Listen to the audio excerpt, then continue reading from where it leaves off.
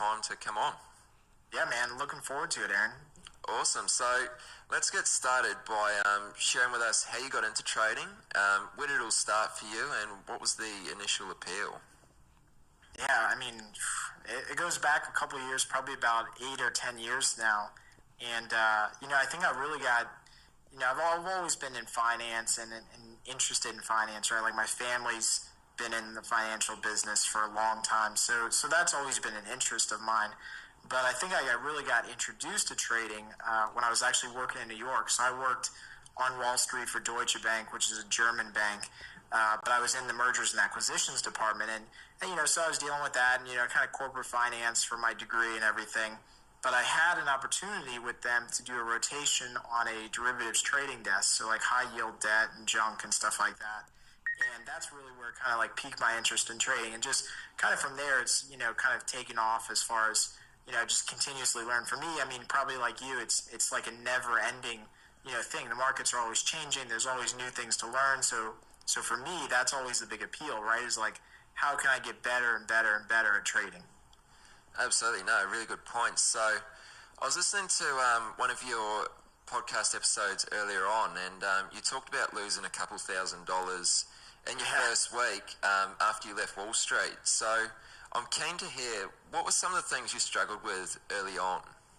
Yeah, man. So when I got home from, and so in between Wall Street and doing, working in M&A, I had a chance actually to work for a regional bank in the U.S. doing research. So I was a REIT analyst. We covered like real estate investment trusts, and we would go meet with the CEOs and CFOs and publish reports and do the whole thing, and then, give price projections on stocks, which are, now totally bogus. Like, I look back on that now and I'm like, I can't believe anybody ever read our stuff and, took it seriously, these projections at the same rate, right? So after all that, I told my wife, I said, look, I'm going to come home. I'm going to come home and I'm going to start trading, right? I'm going to do, what I have seen these guys do before in New York. And so I got home the first week and, like a rodeo cowboy, like new guy trading, right? I think I know exactly how the market works. And so I get in there and I make a bunch of trades that I have, no idea what's happening, but it just looks kind of cool to do it. And I end up losing a couple grand. And my wife comes to me and she's like, look, if this is what it's going to be like when you're at home trading, you better rethink your priorities here. So, but I think that really actually was probably one of the best things to happen to me. And I know a lot of people go through that same thing, right? Where they go home and of education, right? It's like paying tuition to the market. So I think what that taught me so many different lessons in that just couple weeks that I was at home starting off. But I think it really laid the foundation for, allowed me to go out and say, hey, what do I really want to do? Like, what does trading really look like? And then kind of from there started my trajectory of, learning how to really make this a successful income producing thing. Yeah, right. So you took a few decent losses in your first week. How did you push on through that and not get discouraged? Was it you could see the opportunities and potential if you were to continue? Yeah, I mean, look, I think that when, I've coached so many people over the last like 7-8 years, across the entire country. I mean, like, across the entire country, I've coached people in Australia and the UK and Africa and India and all over, right? And I find the same kind of things that people get discouraged about is just trading. They'll make a couple good trades and then they'll make one bad trade, right? And then that one bad trade, it kind of like hangs over them, right? Like it's that one bad trade that went wrong and they're like, man, this never works, right? So I think what I found and where I'm at now with my trading is that it's all about numbers. I mean, and it's got to be about numbers, and you have to approach the market like a mathematician, and that's how it's got to be, right? You can't approach the market with emotional ups and downs, right? I think a stock is going to go higher, or I read this news article.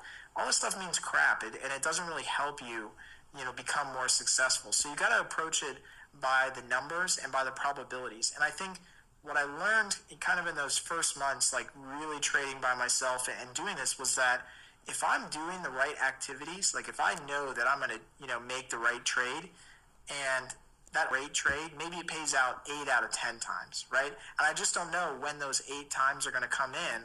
I know that, 2 times I'm going to lose, and it might be the first, 2 times I make that trade. But if I'm doing things right, I'm doing the mechanics right, over time, the odds are going to work out in my favor. The probabilities are going to work out in my favor. And that's what I've really found in my trading is that you've got to do the little things right every day. I mean, you got to be like a robot making the same types of mechanics with your trades because over time it's going to work out. Of course, yeah. So just on a side note there, when you left your job working on Wall Street and sort of with these other firms, were you just sort of diving straight into it without any other income? You just sort of started trading and that was sort of your only form of income at the time? Yeah, man. So it was an interesting time. So because my family has been in the mortgage business, I was kind of sort of in the mortgage business, helping out with them during that time. So, but now trading is definitely, a full-time income for me. But, I was fortunate enough that I did it at a young enough age with my wife, that we were able to take a little bit of risk because she did have a more steady job. She's a teacher, still a teacher this day. So she was kind of my rock in that sense because she was able to, I was able to lean on her a little bit. So I think that, I would be hesitant to tell anyone to just, quit their job and just jump right into it. And frankly, I don't even think you need to do that. It doesn't take that much time commitment that you need to quit your job to do it. Only when the income is more than your job, then, maybe you think about quitting just so that you have extra time, right? But you don't need to focus all your energy on trading and watching every tick of the market.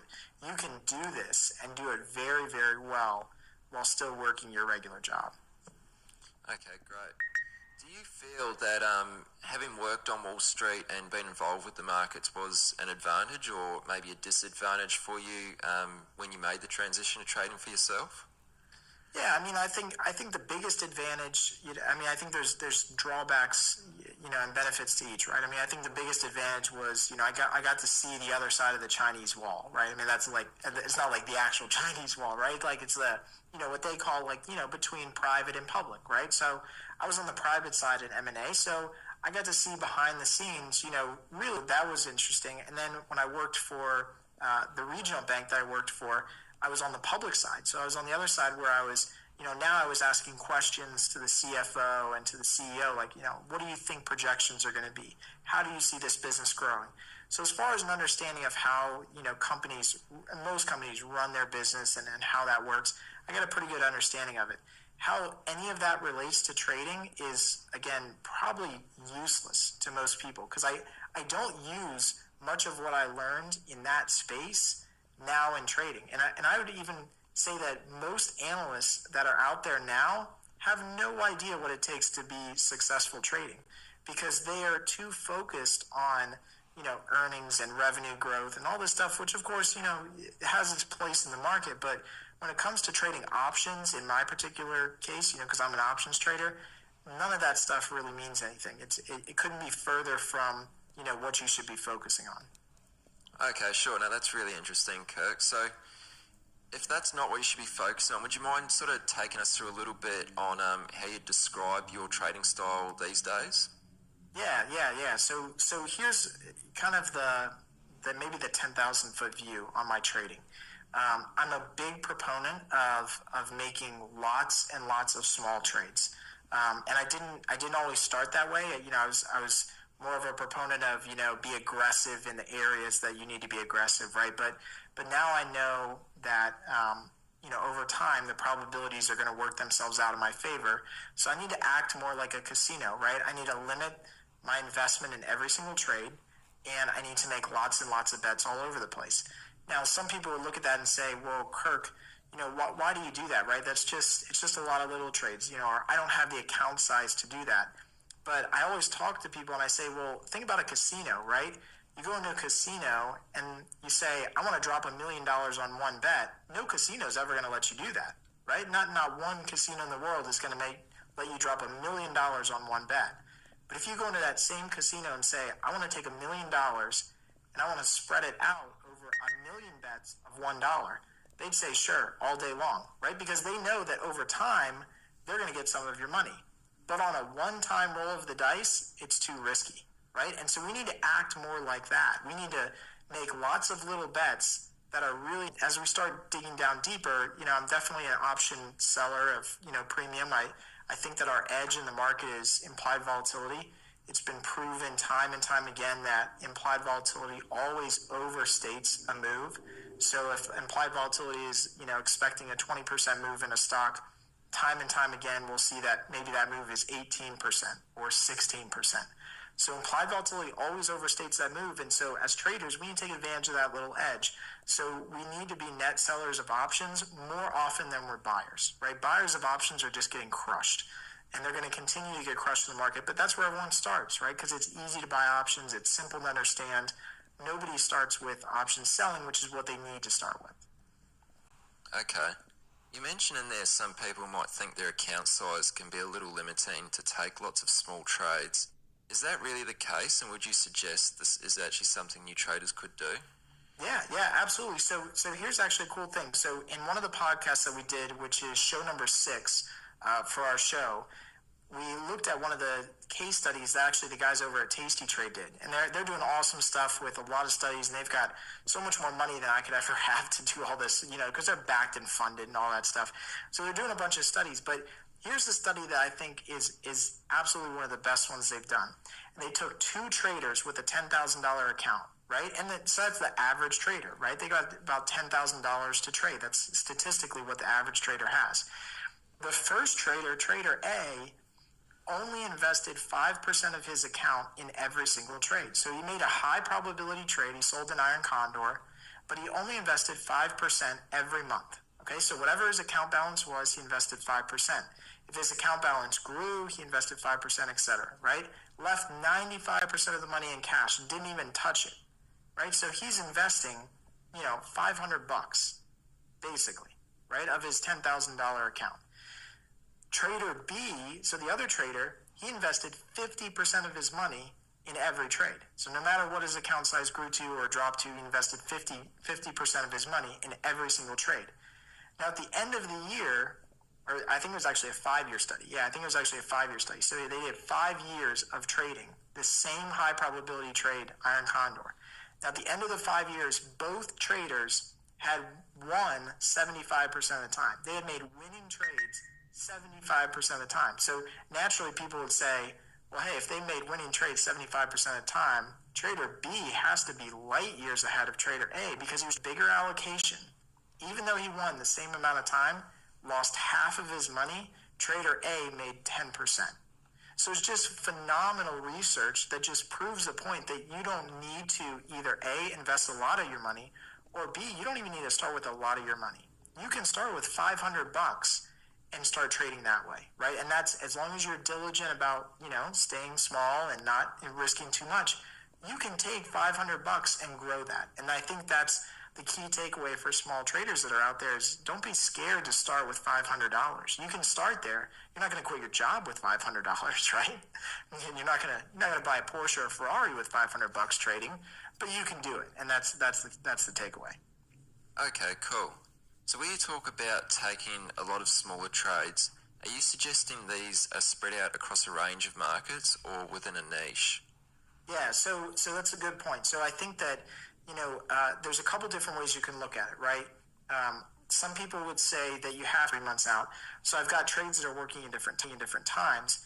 And then also I want to be diversified across strategy. So I don't want to be a one-trick pony. I want to be able to sell strangles and sell straddles and also do calendars and butterflies, right? So I'm a big proponent. If you could look at my portfolio right now, I've got a pretty even mix of where my trades are strategy-wise and then also time. So I'm also, diversified over time. I think that's more important than actually market, because market will end up kind of, neutralizing itself if you trade high probability trades. Okay, sure. So just again, referring back to your own podcast, you've got an interesting episode about how charts are becoming less of an importance to you. So yeah, would you mind shining some light on how you use, a mix of technicals, fundamentals, and news to influence your trading decisions? Yeah. So technicals used to be a lot more important to me, and I still reference them. So I think there's a place in technicals, and we see an indicator cross, and now we know, hey, that might be, that's a buy signal, right? We can justify that in our head with the visualness. So technicals are okay, but what I'm getting to with that podcast, I think it was show number 4 in our podcast that we just launched. was that you don't need to know anything about the stock, like price history, technicals, to know if a trade is a high probability trade or low probability trade. And I think in that example, I was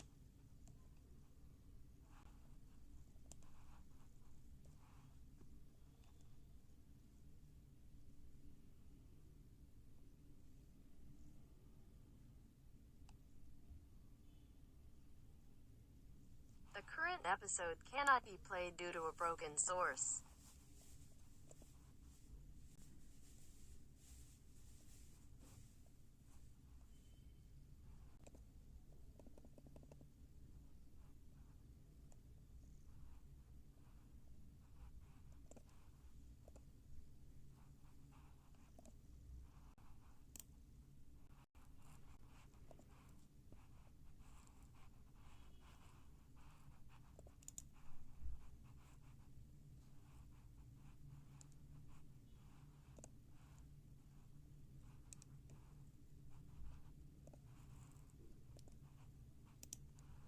Heard about the Wendigo by happenstance. About 2 years ago, I was on an ice fishing trip in the uppers of Minnesota with a couple of old buddies from grade school. Don't ask, it was their idea. Apparently, some folks like to freeze their asses off for fun and minimal returns, at least in my case. Anyway, after about an hour of sitting on a frozen lake, I tossed my lines and told my friends they could find me at the diner by the lake, sipping something very, very hot. So I made my way there, miffed as hell that I had gone along with this plan in the first place. Ice fishing? Really? I had been convinced fishing in the dead of winter was going to be anything other than wretched. But once I was eating some warm stew with a piping mug of coffee in hand, I started feeling a little better and a little more generous towards my friends and their favorite pastime. The diner was cozy, the music was good, vintage Motown, and there were just a few patrons, one of whom was a young lady at the end of the counter, eating a burger so fast I was sure someone was coming to steal it. I puzzled over her for a moment. She seemed like one of those people who was both utterly lost and comfortably at home in the world. And after my moment of assessment was through, I couldn't help but head over and ask what brought her into this winter wasteland. Surely she wasn't an ice fisher too. She wasn't, it turned out. Her name was Shania. She was Ojibwe. She grew up on the nearby reservation. And who's to say how we got on the topic? Probably from my comments on the weather. But at some point, she made this remark that had my ears perking up. She said, "The temperature isn't the worst thing about winters up here." Listeners, this woman positively reeked of an untold story. And one thing you should know about me is that I love an untold story, especially if they have an air of something otherworldly to them. So I asked, pleasant and charming as can be, what she meant by that. She replied in the deep, desolate guts of winter, "If the freeze doesn't get you, the Wendigo will." She told me that in Ojibwe, the word Wendigo means winter cannibal monster, literally. And that right there should tell you most of what you need to know. It's the most bloodthirsty beast in existence. Picture an impossibly tall, hairy Goliath with teeth as big as a forearm. But its worst quality isn't how it looks. Nope. The worst thing about the Wendigo is its character. It's cursed with an insatiable hunger. No matter how much it eats, it's never full. That's why it's perpetually thin and aching for meat. It always wants more. Shania admitted no one really knew exactly how Wendigos came into existence. Some say it was an ancient evil spirit that possesses a person and compels them to feast upon its kin. Others think the first Wendigo was born centuries ago, when the Europeans began descending on the native island. Some say a band of those colonizing assholes got lost in the woods in the dead of winter and had to eat one another to stay alive. The taste of human flesh, well, at least one individual took a liking to it. Let me rephrase. He became more beast than man. So the Wendigo wasn't just some monster of the frigid ether. He used to be a person with a life, a soul. Side note here. If that's true, and I've come to believe it is, more on that soon, it means we're all capable of becoming this thing. All it takes is a nibble of a friend's toe in the depths of the icy wilderness. The Ojibwe say one thing, the Cree have other thoughts. Generations of lore is like playing a 1,000-year-old game of telephone, which should have been comforting. But then, Shania leaned in to whisper, that's why I should listen to her. Because unlike the others, she'd met a Wendigo. And was probably the only person alive who could tell me how horrific a creature it really was. Worse than I could imagine.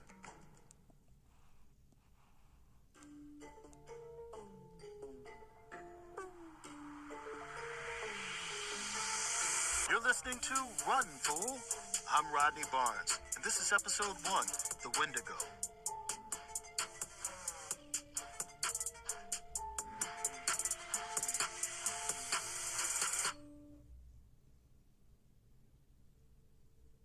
Before Shania got into it, she ordered a slice of pie and confided that her encounter with the Wendigo had happened just 2 months back, right after the first snowstorm of the season.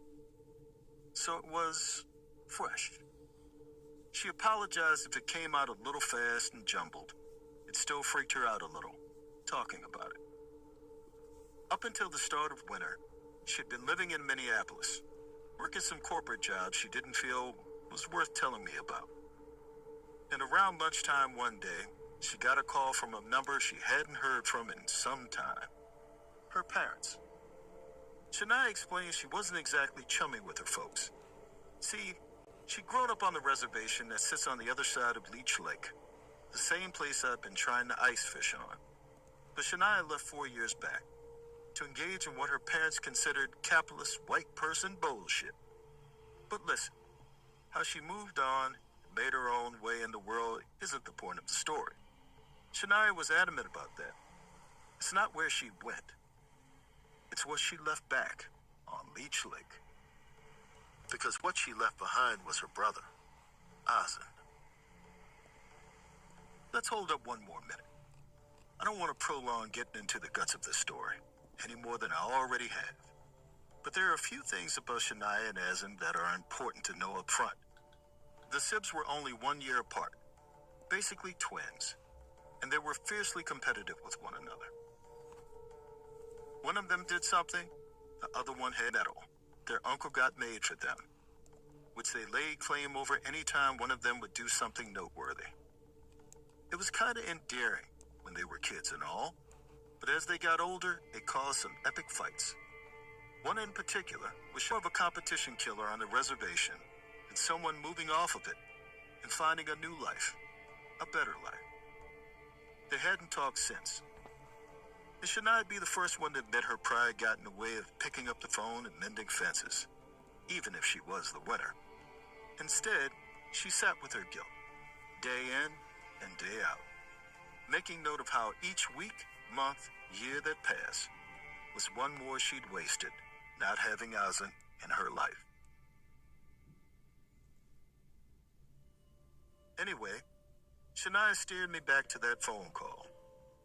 The one from her parents, because by now, I was in the know enough to understand why their message made her jump in the car and start the 3+ hour trek to Leech Lake.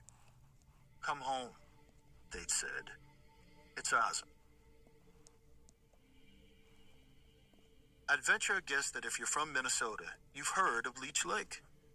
It's the 3rd largest in the state, after all, and it sits within the Leech Lake Reservation, home to the Ojibwe Band. And that reservation sits in the middle of a whole lot of wilderness. Wilderness that looks and feels bleaker the colder it gets.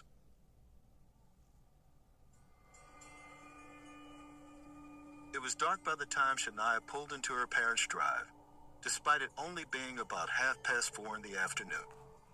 Towering, snow-clawed branches hung heavy over her childhood home, a one-story brown shingled place. Well cared for, but pretty old. They were lucky to have it, though.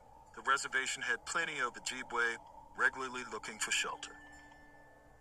She could see there was a fire roaring inside as she approached the door, which gave her a hit of warm nostalgia, thinking of all the times she and Ozin fell asleep in front of the hearth. That warm feeling didn't last. Her parents barely looked up when she came in. They were rigid with worry as they told her all about her missing brother. About a year ago, Ozin cut a deal with some men that the community pegged as, well, for lack of a better description, greedy motherfuckers. They were in real estate, trying to nab some reservation lakefront for vacation rentals. Their bids were all rejected, which was good for the Ojibwe, but bad for Ozin, who'd intended on making some cash. So he took them in to look for another spot to erect their tourist oasis, up around the Slipknot. Shania stopped her story briefly to clarify. The Slipknot was this gorgeous mountain with incredible views of the lake. But it was an odd choice for real estate moguls. Getting there wasn't for the faint of heart. He'd left. There'd been a storm, a bad one, the first snowy spew of winter, and now he'd been gone for almost a month. They had to look for him once the snow calmed down, but their bodies don't move as quickly as they used to, or for as long.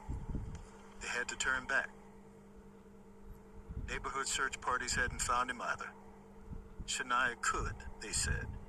She always had a sixth sense when it came to her brother, one they didn't have. That's why they called. What they didn't say it was, otherwise they never would have. But Shania felt the implication hang there anyway. She made some excuse to her parents, bathroom or air or something. She couldn't remember, then dipped out to take a breath. Seconds later, she found herself standing in the room she used to share with her brother. Not that she recognized it. Gone were the posters, knickknacks, decor. The walls were bare. Twin beds were gone, with one larger, neatly made one in its place. It was like Ozin had scrubbed the place of anything that felt like them. Shania sat on the mattress, feeling the old springs creak under her. She felt something else, too, under the quilt. It was a palm-sized silver medallion with ragged spikes around its edges. Their medal, the one they used to fight over. Half throwing star, half achievement award. It said the best on it. A little on the nose, but their uncle hadn't been the most creative. And just, damn. Staring at that medal made Shania feel a whole lot of things she couldn't begin to process. So instead, she rose to open the window and let the harsh freeze wake her up like a slap across the face. Then something else made her wake up even more, because she swore that underneath that whooshing, frigid breeze, she could hear something that didn't make a whole lot of sense. It was her brother's pleading, desperate voice, screaming her name.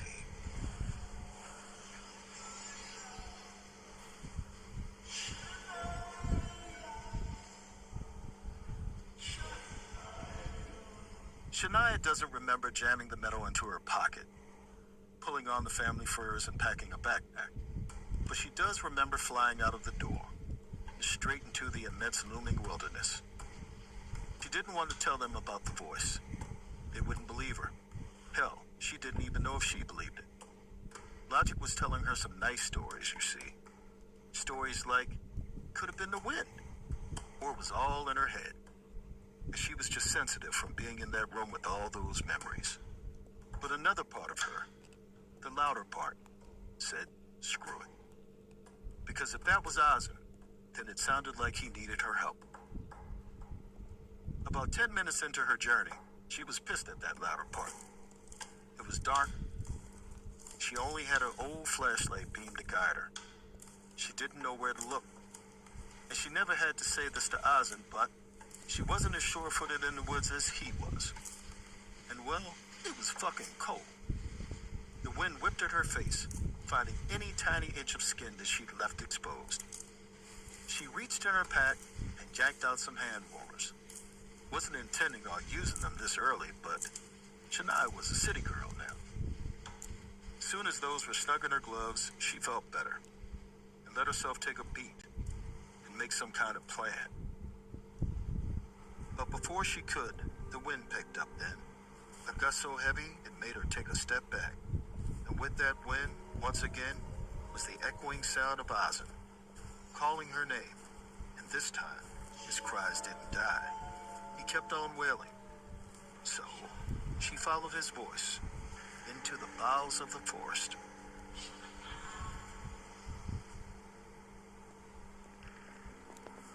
Trailing after her brother reminded her of when they would race around the lake. He'd always be in front, calling back to her like he was picking up his pace. So she picked up hers to match. Called after him, telling him she was coming. Again, gnawed to the quick. Half of his torso was totally eaten away. Shania's only solace was that this poor soul was definitely not her brother. The tattoo, for one, an intricate Gothic cross. Fat chance her brother would have ever put that on his body. But that thought was fleeting, because a surge of bile rose in her throat, and she was suddenly puking her guts out in a snowdrift.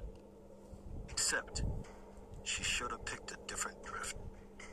Because when she wiped her mouth and looked up, she caught a glimpse of what lay on the other side. A literal massacre. A graveyard of body parts was spread across the snow. Some eaten to the bone, others with the flesh half torn away, blowing lightly in the wind.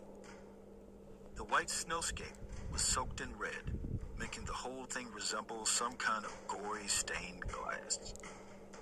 Shania booked it the other way, stopping to catch her breath in the center of camp. A barrage of questions made her head ache. What the fuck did this? A wolf? A bear?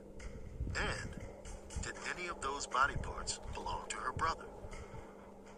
Maybe his voice wasn't calling her for help. It was his spirit, guiding her to his grave. But then her flashlight caught something at the far end of the camp. A piece of yellow fabric caught on a bush. Shania hurried over. It was a bracelet with a phrase in Ojibwe. The top of the mountain isn't high enough. Ozin's. She was sure of that. She waved her flashlight at the ground. Footprints. They were almost completely covered by fresh snow, but she could see indents, along with a faint trail of blood. Whatever horrors had happened here, Ozin might have made it out. Time passed slowly as Shania trudged through the ever-deepening snowdrifts.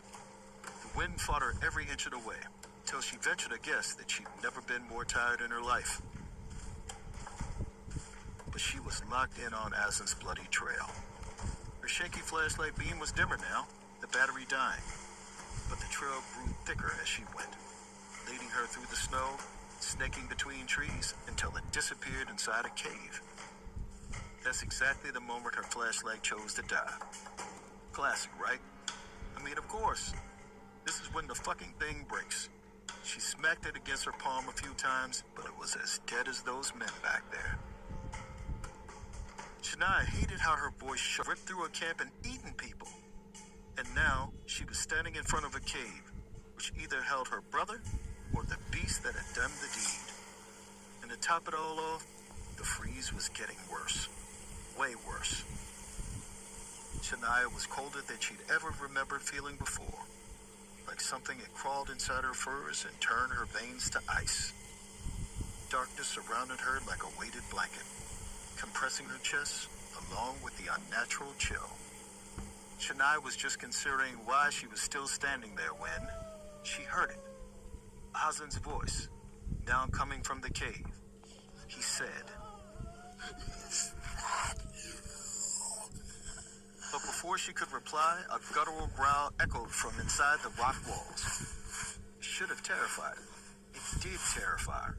But in hindsight, it actually seemed kind of harmless compared to what came next. Manic, high-pitched laughter.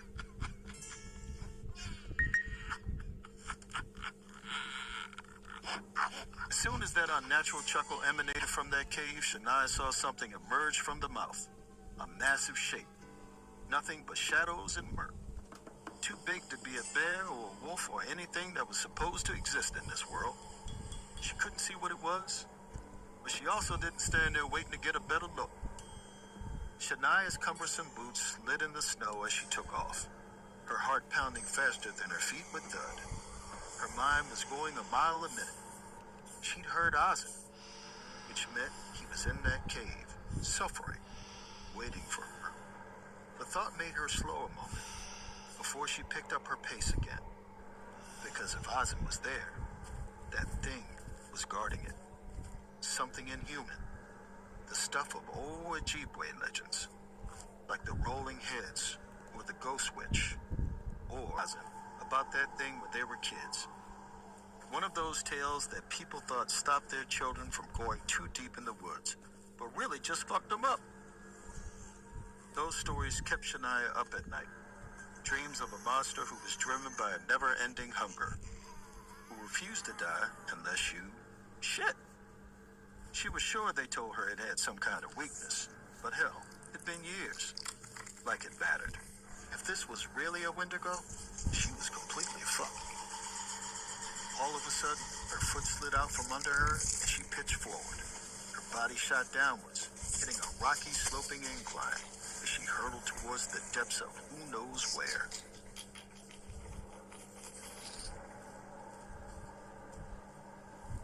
When she finally came to a hard stop, she took stock of things.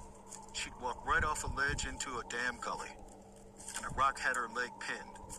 She shoved at it with everything she had, but it wouldn't budge. She spent a while lying there, pushing, crying, and swearing, with all the rotten vocab she had in her repertoire. But at some point, her arms ached, and her chest burned so badly, all she could do was throw her head in her hands for a good old-fashioned sob. Then she caught the stench of rancid meat and felt a hot, vapid breath wash against the top of her forehead. It was tall, almost absurdly so, and thin to the point where she could see its entire rib cage beneath patchy, matted fur and rotting gray skin. When it leaned closer to her, she could see its lips were gnawed and bloody, hanging loose around its mouth like macabre curtains. A long, flopping tongue lashed out to lick its massive fangs. Another waft of putrid breath hit her face as this thing spoke.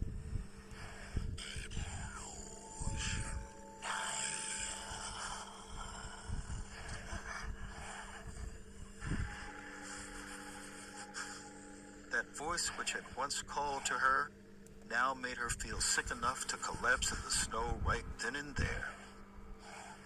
That was Ozen's voice. Like the gods themselves had heard her thoughts, the cloud shifted, sending a beam of moonlight straight into the behemoth's face. Above the gnarly mouth and torn up lips, above the slitted nostrils, were a pair of human eyes. Not just any eyes, her brother's. Ozen hadn't been eaten by the Wendigo. He was the Wendigo. Shania's throat felt thick with fear, but she managed to croak out the only thing she could think to ask. How? Then, with a wicked, taunting lift, Ozen hissed out his story. How a storm had trapped them in the woods. How one of the men had died quickly, and how Ozen, well, the longer Ozen resisted feeding on the corpse, the more tempting it seemed. Until finally, he had a little taste. And then he had more. And then more. But even after he'd finished, even after he consumed the others in his party, it wasn't enough. It was never enough.